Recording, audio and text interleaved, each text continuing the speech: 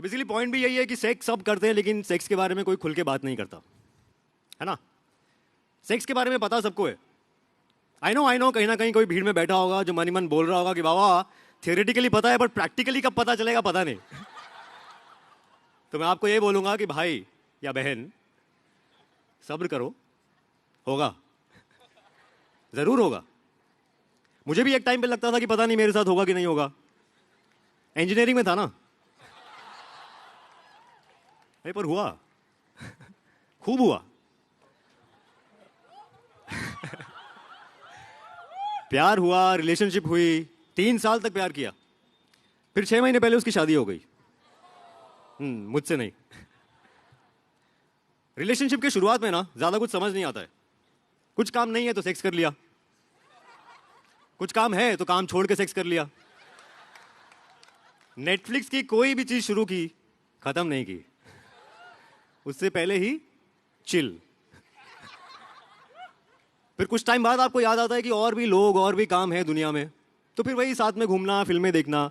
Basically जैसा भी आजकल के लड़के लड़कियां फील करते हैं रिलेशनशिप में, वैसा फील करते करते 3 साल कब बीत गया पता ही नहीं चला। नहीं, ऐसा कोई रिग्रेट नहीं है मुझे, we had a good time. उसे भी कोई रिग्रेट नहीं था। बेसिकली वो अपनी शादी को लेके हमेशा से ही बहुत एक्साइटेड थी, अब वो चाहे मेरे साथ होती या किसी और के साथ।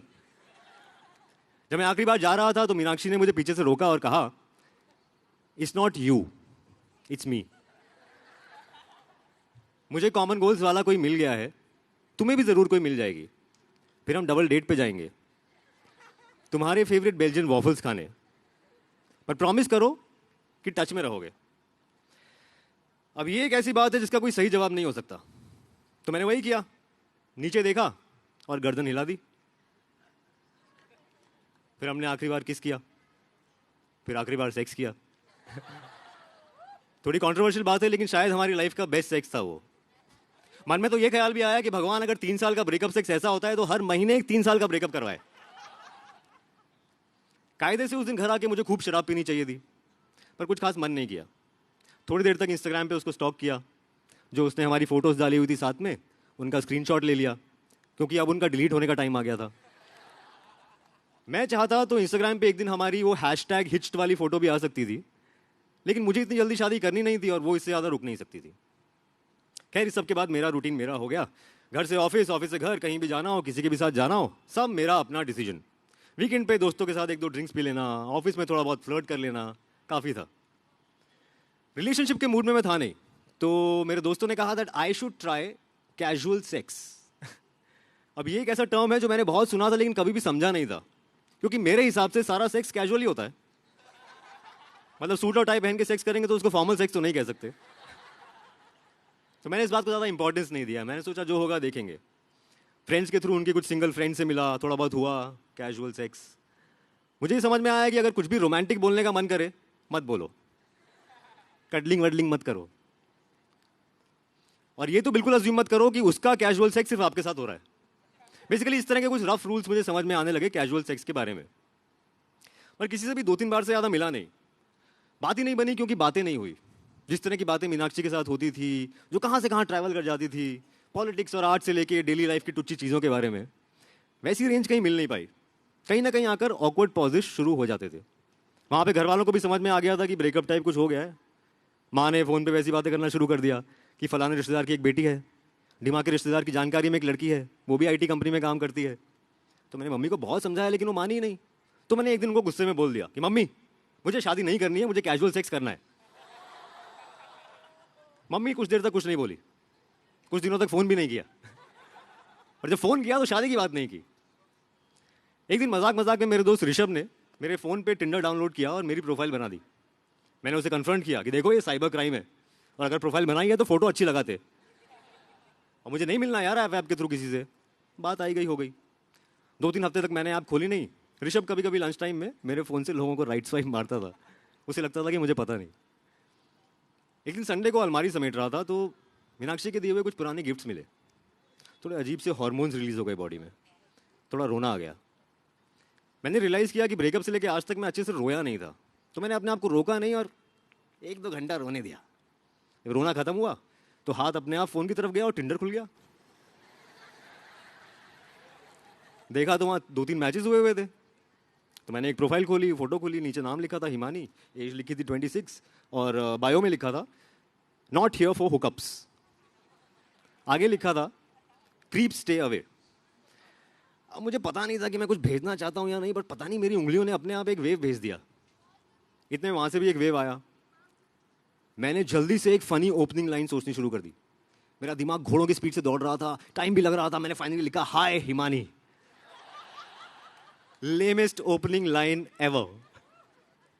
वहां से रिप्लाई आया, actually this is Himani's friend, I run her account. मुझे लगा क्या वियर्ड लोग हैं यार, पर फिर अपने दोस्त ऋषभ की याद आई। फिर वहां से सवाल आया, are you a genuine person, you not a creep ना। मैंने बोला बहन, अगर मैं क्रीप होता तो क्या मुझे पता होता कि मैं क्रीप हूं? और अगर मुझे पता होता कि मैं क्रीप हूं तो मैं आपके पूछने में बता देता कि हाँ मैं क्रीप हूं। वहां से साइलेंस। तो मुझे लगा चलो इस ऐप से भी पीछा छूटा। मैं लॉग आउट मारने वाला था कि तभी वहां से मैसेज आया कि sorry, actually this is me only Himani. मुझे थोड़ी हंसी आ गई। मैंने उसको बताया कि यार मैं तो एक्चुअली में फर्स्ट टाइम यूज कर रहा हूँ, अदरवाइज मेरा फ्रेंड यूज करता है। उसे भी थोड़ी हंसी आ गई। हमारी थोड़ी देर चैट हो गई। एंड में मैंने उसका नंबर मांगा, वो साइलेंट हो गई। उसके साइलेंस से मैं थोड़ा इरिटेट हो गया, तो मैंने अपना नंबर वहां लिख दिया और चुपचाप लॉग आउट मार के सो गया। अगले दिन सुबह 11 बजे मुझे एक अननोन नंबर से व्हाट्सएप आया, हाय हिमानी दिस साइड। हमने थोड़ी देर व्हाट्सएप पे चैट किया। मैंने उसका नंबर हिमानी टिंडर के नाम से सेव कर लिया। हमने डिसाइड किया कि रात को 8 बजे फ़ोन पे बात करते हैं। तो उस दिन मैं ऑफिस से थोड़ा जल्दी घर निकल गया ताकि ट्रैफिक में फंसा हुआ ना मिलूं। घर पहुंचकर 8 बजने का इंतज़ार करने लगा। तकरीबन 8 बजे हिमानी टिंडर का कॉल आया। मैंने अपने कमरे का दरवाज़ा बंद किया। एसी भी थोड़ी ज़्यादा आवाज़ करता हुआ लग रहा था तो उसे भी बंद कर दिया। हाय मैंने कहा। हेलो उसने कहा। थोड़ा अजीब था, मतलब मैं पहली बार किसी लड़की से फ़ोन पे बात कर रहा था जिससे मैं रियल लाइफ में मिला नहीं था। मतलब वो क्रेडिट कार्ड और लोन बेचने वाली लड़कियों को छोड़ के। और एक और प्रॉब्लम थी, मुझे फ़ोन पे बात करना आता नहीं था। मतलब फेस टू फेस करवा लो, काम की बात करवा लो, लेकिन एक पॉइंट पे मैं फ़ोन पे ज़्यादा बात नहीं कर पाता था। और मीनाक्षी को भी शुरू में इससे प्रॉब्लम रही थी, लेकिन बाद में वो समझ गई थी। अब मुझे पता नहीं था कि हिमानी टिंडर ये बात समझेगी कि नहीं समझेगी, पर उसकी ज़रूरत नहीं पड़ी। 8 से 10 कब बज गए पता नहीं चला। फ़ोन रखने के बाद थोड़ी देर व्हाट्सएप भी चला। एंड में गुड नाइट के साथ डरते डरते मैंने 3 किस वाले इमोटिकॉन्स भेज दिए। नहीं, मुझे लगा कहीं ये वही क्रीप वाला बिहेवियर तो नहीं है जिसकी वो बात कर रही थी। कुछ सेकंड्स के वेट के बाद, जो उस टाइम पे घंटों जैसे लग रहे थे, वहां से भी 3 किस वाले इमोटिकॉन्स आ गए। उस टाइम पे हमको पता नहीं था कि ये 3 किस वाले इमोटिकॉन्स हमारा गुड नाइट ट्रेडिशन बनने वाले हैं। अगले दिन हम लोग उसके घर पे मिले। थोड़ी देर तक हम लोग एक दूसरे की प्रोफाइल फोटोज से कंपेयर करते रहे। उसके बाद खूब सारी बातें हुई। उसके बाद खूब सारा सेक्स। उसके बाद खूब सारी बातें हुई। मुझे तो बहुत मज़ा आ रहा था और मुझे ऐसा लग रहा था कि उसे भी बहुत मज़ा आ रहा है। ऐसे ही हम 2-3 बार मिले। चौथी बार पे एक पॉइंट पे वो मेरी तरफ मुड़ी और उसने कहा, listen, let's not fall in love. मैं थोड़ा कंफ्यूज हो गया। उसने शायद मेरे चेहरे पे सवाल पढ़ लिया तो खुद ही जवाब देने लगी कि आई नो मैंने प्रोफाइल में लिखा था नॉट हियर फॉर हुकअप्स, पर क्या लिखूं, हियर फॉर हुकअप्स? पता है कैसे कैसे लड़के कैसे कैसे मैसेज करेंगे। मैं बात समझ रहा था लेकिन मेरे पास कुछ जवाब नहीं था। तो उसने दोनों हाथों से मेरे चेहरे को पकड़ा और कहा, I am just not looking for a relationship. एक तो मेरे मन की बात छीन ली, ऊपर से इतना ऑनेस्टली कहा कि मैं और अट्रैक्ट हो गया उसकी तरफ।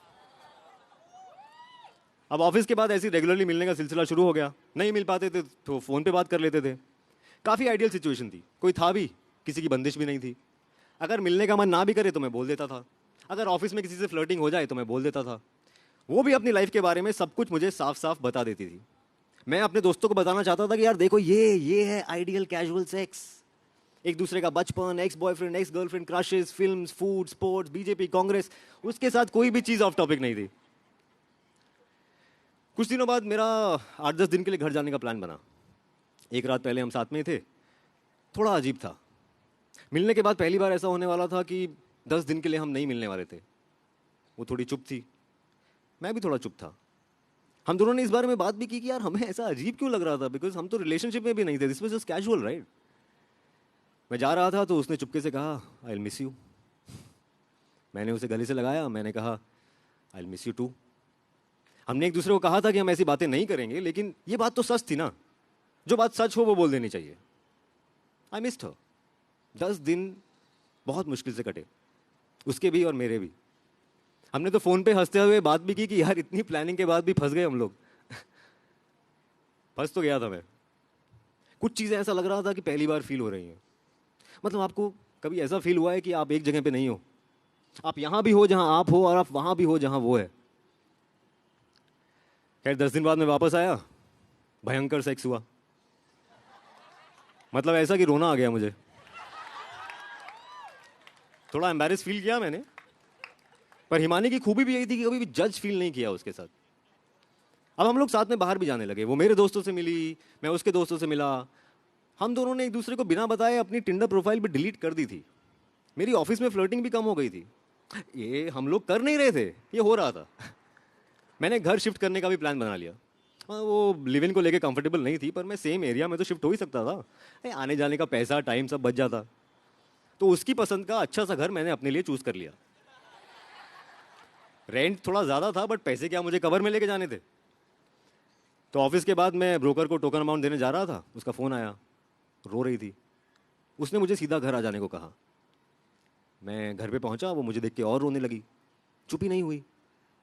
तो मैंने ऐसे ही मूड हल्का करने के लिए पूछ लिया कि यार पड़ोस में शिफ्ट हो रहा हूँ तो स्पेस इन्वेट कर रहा हूँ, बाकी बॉयज़ नहीं आ पाएंगे आसानी से, इसलिए बुरा लग रहा है। हंसी नहीं। पहली बार लाइफ में उसने मुझे जज्ड वाला लुक दिया। थोड़ी देर और रोई, फाइनली चुप हुई और बोली कि एक्चुअली मैं एक और लड़के से मिली थी टिंडर के थ्रू, तुमसे मिलने से पहले। मैंने कहा ठीक है, कोई बात नहीं। उसने कहा no, we met, we fell in love, we got into a monogamous relationship, but then we broke up because it was getting a little monotonous. एक तो मुझे ये समझ नहीं आता कि जब हम लोग ऐसी बातें करते हैं तो इंग्लिश में क्यों बात करने लगते हैं।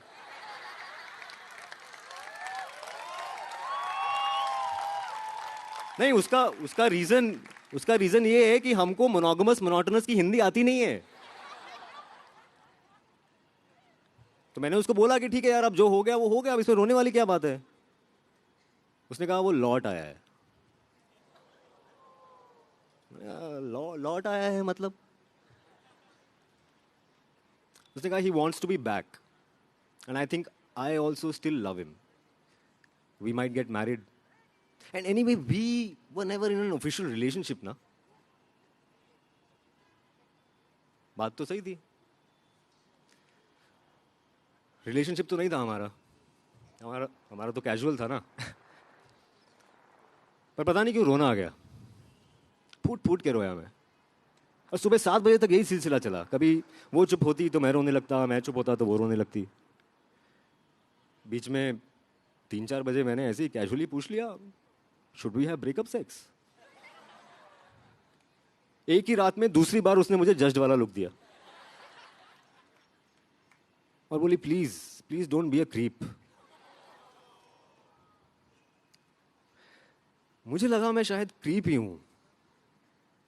उसने साफ साफ लिखा था प्रोफाइल में क्रीप स्टे अवे, तो मुझे स्टे अवे ही करना चाहिए था। खैर मैं जब वहां से जा रहा था तो मीनाक्षी ने मुझे पीछे से रोका, सॉरी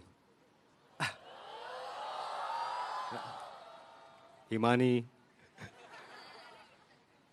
हिमानी ने मुझे पीछे से रोका और कहा it's not you, it's me.